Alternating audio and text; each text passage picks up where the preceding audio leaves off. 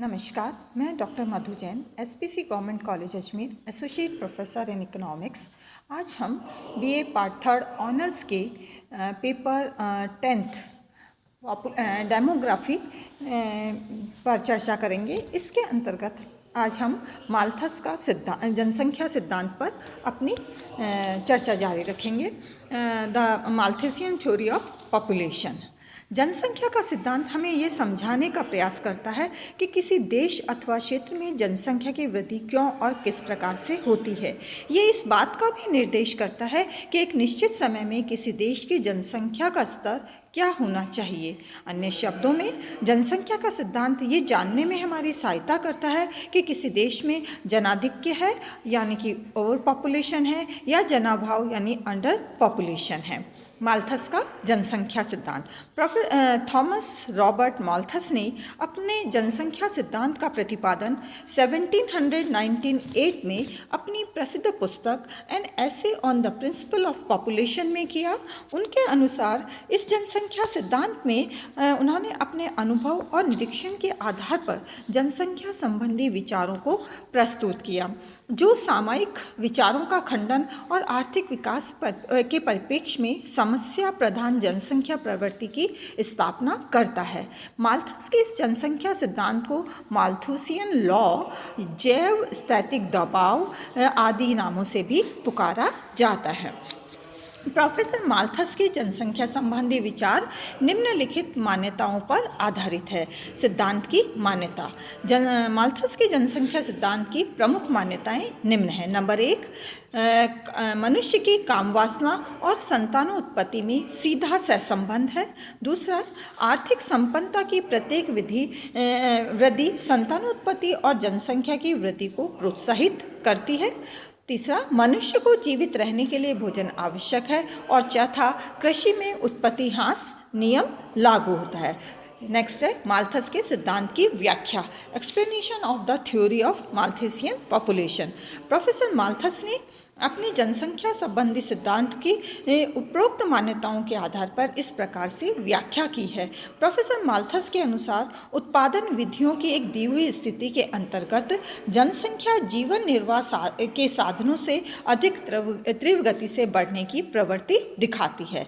Malthus के अनुसार किसी देश की जनसंख्या की सीमा में वहाँ उपलब्ध खाद्य सामग्री अर्थात जीवन निर्वाह साधनों द्वारा निर्धारित होती है। खाद्य सामग्री में वृद्धि से आर्थिक संपन्नता की दशा प्राप्त होती है, जिससे जनसंख्या में वृद्धि होगी। और यदि उस पर शक्तिशाली अंकुश न रखा जाए तो खाद्य सामग्री में ये वृद्धि माल्थस के शब्दों में अंगणितीय क्रम से होगी, यथा 1 2 3 4 डैश डैश डैश होती रहती है, जिसके कारण उन्होंने कृषि में उत्पत्ति ह्रास नियम का लागू होना बताया था। दूसरा है माल्थस के अनुसार जनसंख्या में वृद्धि। माल्थस ने कहा कि मनुष्य में तीव्र प्रजनन की प्रेरणा पाई जाती है और इस कारण से प्रोफेसर माल्थस के अनुसार जनसंख्या ज्यामितीय या गुणोत्तर क्रम अर्थात 1 2 4 8 16 आदि के हिसाब से बढ़ती है। इस प्रकार से माल्थस ने बताया। नेक्स्ट है जनसंख्या और खाद्य सामग्री में असंतुलन। प्रोफेसर माल्थस का कहना था कि जनसंख्या में गुणोत्तर वृद्धि और कृषि उत्पादन में अंगणितीय क्रम के कारण जनसंख्या की वृद्धि खाद्य सामग्री की वृद्धि से सदा अधिक होती है और इस कारण से दोनों में ही असंतुलन स्थापित हो जाता है। प्रोफेसर माल्थस का कहना है कि 200 वर्षों में दोनों के मध्य जो वृद्धि का अनुपात है वो 256:9 का रेशो होता है। और यदि इस पर किसी भी प्रकार का अंकुश न लगाया जाए तो ये 300 वर्षों में यह अंतर बढ़कर 4096:13 का हो जाएगा। इसी कारण से कहा जाता है कि प्रोफेसर माल्थस ने जनसंख्या के संदर्भ में विश्व के सामने एक निराशावादी दृष्टिकोण रखा। उनके अनुसार जनसंख्या में तीव्र वृद्धि से संसार में भूखमरी, कष्ट और निर्धनता स्थापित लाएगी, क्योंकि प्रकृति की मेज सीमित अतिथियों के लिए लगी हुई है और जो भी बिना बुलाए आएगा उसे निश्चित ही भूखा मरना पड़ेगा। अतः इस तीव्र गति से बढ़ती हुई जनसंख्या को किस प्रकार से अंकुश लगाया जाए ताकि जनसंख्या और कृषि उत्पादन में संतुलन स्थापित किया जाए। इस संबंध में माल्थस के सुझाव इस प्रकार से है। माल्थस के सुझाव, सजेशन ऑफ माल्थस।